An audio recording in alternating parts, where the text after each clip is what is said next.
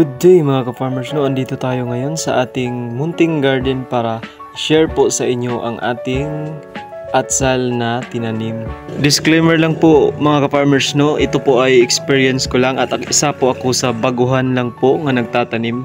At gusto ko lang din i-share sa inyo kung ano ang insecticide at fungicide program na ginagamit ko sa ating tanim.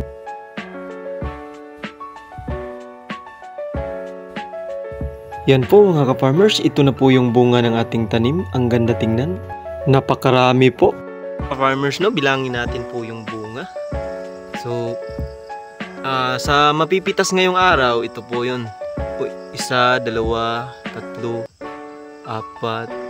5. 5 po yung hinog. At yung bunga niya, bilangin natin. 4, 7, 8, 9, 10.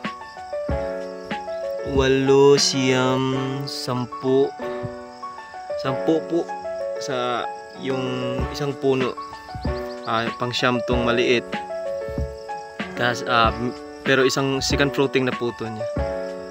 Ang fungicide na na-spray ko dito mga ka-farmers, hindi masyadong mahal kasi mga mumurahin lang yung mga ini-spray ko dito kasi nga first time ko pa. At sa insecticide, gumagamit lang ako ng 3 uri ng insecticide. Alika, ini-spray ko dito every harvest, nag-spray ako.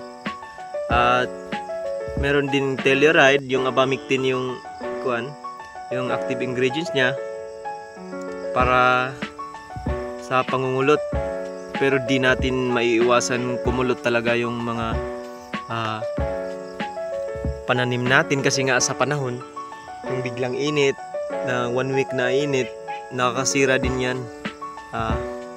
Pag di naman tayo nag-spray, yung mga insekto andito din sa ilalim nanirahan dito sa ilalim ng ating sa dahon ng ating atsal, kaya nga nagkakaroon ng kulot. So nag-spray lang ako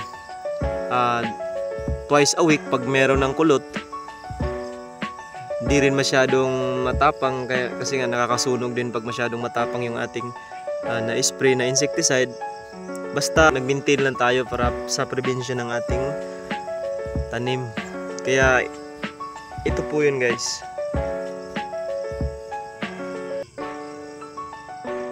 Maganda pa rin naman tingnan. Madaming bunga, sakto sa presyo.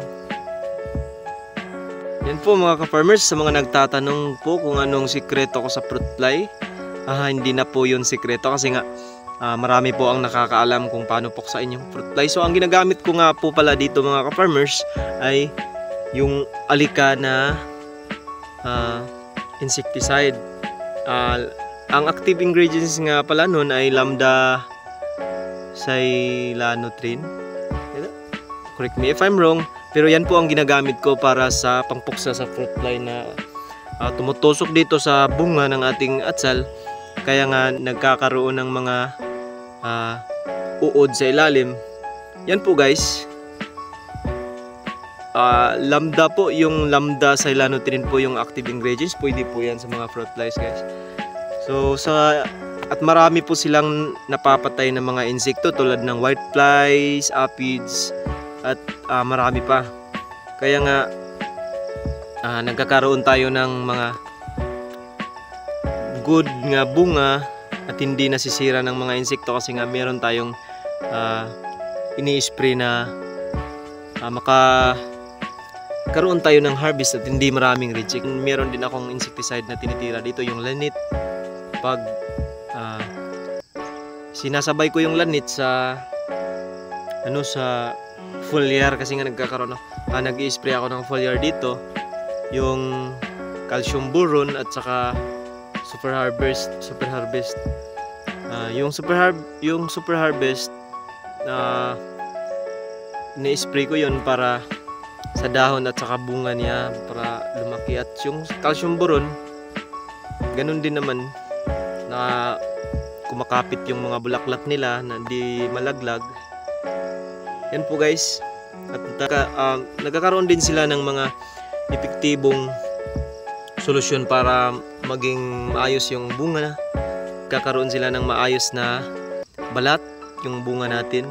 Dahil sa calcium, prevention, isa din yun sa nakakatulong para makasurvive sila sa mga sakit-sakit. So yan po guys. Maraming salamat po sa panunood po sa ating video na na-share ngayon. I hope na before kayo skip sa ating video, please guys don't forget to press the like button, and if you're new to our channel, please paki-subscribe na rin kung nagustuhan niyo po ang ating video ngayon about po sa atsal techniques and tips na natutunan ko rin sa ating iba mga ka-farmers. Yan po guys, isa po ako, hindi po ako expert dito. Nagkakaroon lang ako ng learning experience para po sa pagtatanim ng atsal. At yan po, nakita ko naman na kumikita ako dito, kaya nga di nga ako nag-stop na magtanim. And I hope na nagustuhan niyo po itong video na to. Yan po guys, see you in our next vlog. Salamat po.